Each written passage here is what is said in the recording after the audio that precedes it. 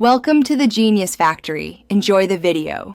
You begin by selecting the picture so Excel knows what to remove. Click directly on the image. You'll see sizing handles appear that confirms selection. If the image is hidden behind shapes or cells, open the selection pane from Home, Find, and Select, then click the picture name to highlight it. Once done, make sure you have the correct object. This avoids deleting charts or shapes by mistake and keeps your layout intact. Now remove the image using a method that fits your workflow. With the image selected, press Delete for a quick removal or backspace if you prefer. If you want the image on the clipboard, right-click and choose Cut instead. That lets you paste elsewhere. You can also use Home Cut on the ribbon when avoiding the keyboard. Make sure to check nearby cells after removal. Images can shift cell content or hidden objects when anchored.